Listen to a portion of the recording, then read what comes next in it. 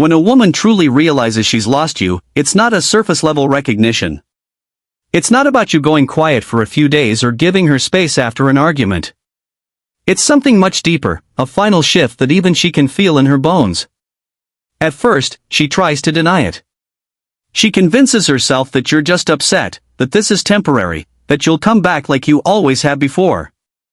She tells herself that if she pulls the right emotional strings, she can get a reaction, she can get you back in the cycle. But time proves her wrong. She starts to notice the difference between your usual silence and this new kind of silence. This isn't distance designed to make her chase. This isn't punishment. It's peace. It's final. She feels it in the way you no longer argue, no longer try to fix things, no longer fight for her attention. Your absence no longer feels like tension, it feels like freedom. Your presence doesn't carry frustration anymore, it carries indifference. And that realization terrifies her more than anger ever could, because anger means you're still emotionally involved. Indifference means you're done. Her first instinct is to try to bring back the version of herself that you first fell for. Suddenly she's sweet again, thoughtful again, doing the things that made you feel special in the beginning. She might cook your favorite meal, wear the clothes you liked, initiate intimacy the way she used to. But by the time she does this, you've already changed. What used to feel warm now feels like a performance. What used to pull you in now feels like a trick. You see through it, and instead of pulling you closer, it only reminds you why you detached in the first place. When sweetness fails to pull you back, she turns to a completely different strategy, chaos. If she can't win you with affection, she'll try to get you through conflict. She'll start small, with passive-aggressive comments, subtle jabs meant to provoke a reaction. When that doesn't work, she escalates. Suddenly there are accusations, confrontations, dramatic claims designed to shake you. She might even create situations just to get a rise out of you.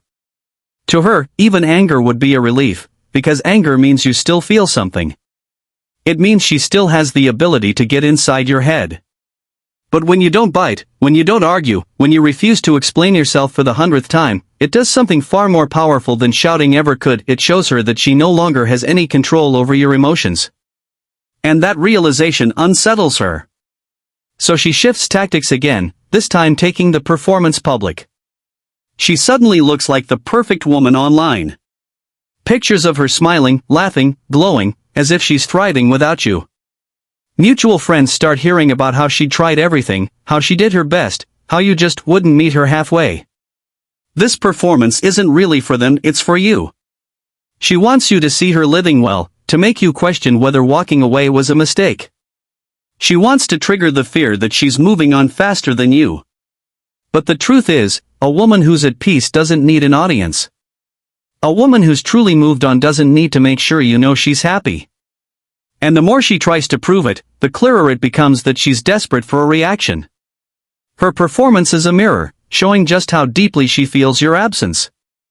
When neither sweetness nor chaos brings you back, she enters the bargaining phase. This is when she suddenly becomes willing to address the very issues she once dismissed. All the complaints you voiced before, the ones she laughed off or ignored, now become the foundation of her promises. I'll change. I'll listen this time.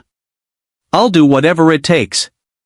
She starts painting a picture of the relationship you always wished you had, hoping it will be enough to pull you back in. But what she doesn't understand is that by this point, your heart has already detached. True change takes time, humility, and consistency. What she's offering is not real transformation but a desperate attempt to compress months or years of growth into a quick performance to stop you from walking away completely. And because you've already seen her cycles before, her highs, her lows, her words, her actions, you can tell this isn't about self-awareness, it's about survival. When those promises fail to land, she reaches for another weapon, jealousy. Suddenly, there are new faces in her life. She posts pictures with male friends, co-workers, maybe even someone she swore was nothing to worry about. It's not about genuine connection, it's about pulling at your emotions. She wants you to feel replaced, to wonder if you mattered at all, to panic and try to win her back. But when you stay calm, when you don't react or try to compete, it has the opposite effect. The rebound loses all its power when it doesn't destabilize you. Instead of making you jealous, it confirms your decision. Because nothing screams desperation louder than someone parading someone new just to prove they've moved on faster. When jealousy and bargaining fail to shake you, she often turns to guilt as her next weapon. She begins reminding you of everything she claims she's done for you, the sacrifices she made, the support she gave, the time she thinks you should have been more grateful. She twists the story to make it seem like you owe her something, like leaving her is an act of betrayal after all she invested in you. This is designed to make you question yourself, to pull you back into her world out of obligation rather than genuine love. But when you've detached, you see through this manipulation for what it is, emotional debt collection. The truth is, those sacrifices were never truly selfless. They were part of the deal she agreed to when she wanted you in her life. Now, because she's losing control, she reframes them to make you feel guilty enough to return. When guilt fails, her behavior becomes erratic. She swings between extremes, one moment in tears telling you she can't live without you, the next acting as if you never mattered. This push and pull isn't real detachment, it's a test. She's trying to find out if any version of herself, desperate or cold, still has the power to make you flinch. But when you remain calm through both her crying and her coldness, when your emotional temperature doesn't change no matter which version of her shows up, it rattles her to her core. That's when she starts to realize that the control she once had isn't coming back.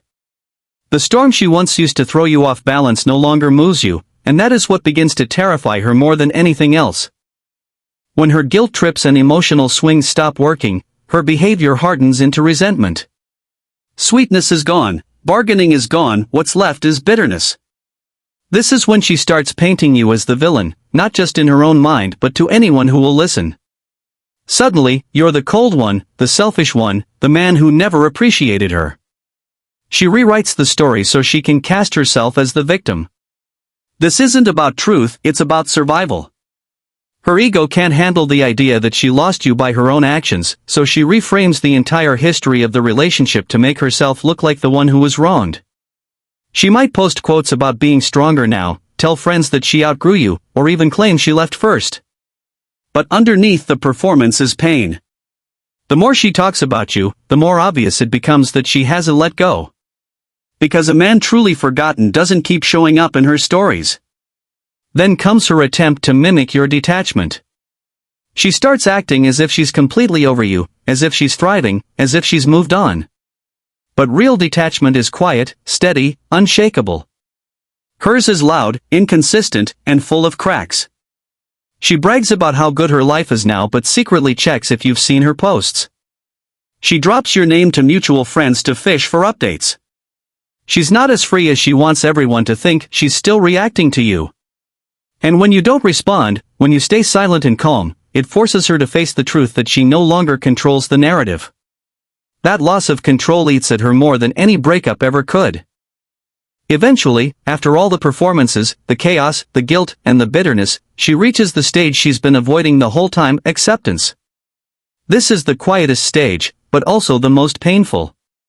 There's no more begging, no more posts meant to get your attention, no more drama designed to lure you back into the game. She stops trying to rewrite the story and finally sits with the reality that you're not coming back. For the first time, she has to face herself without distraction. This is when regret begins to creep in. She replays the moments when she could have listened, when she could have chosen to love you better, when she could have taken your needs seriously before it was too late. At first, she tries to push these thoughts away, but they return stronger every time. This isn't about wanting you back anymore, this is about realizing the weight of what she lost. And that realization changes her, sometimes for the better, sometimes not. Some women take this as a wake-up call and grow from it.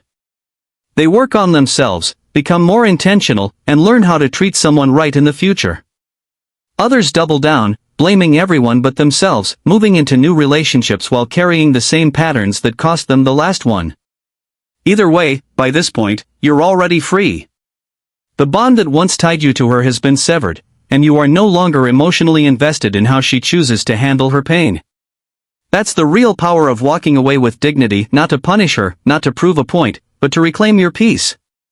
You become untouchable, and nothing is more powerful than a man who is truly free.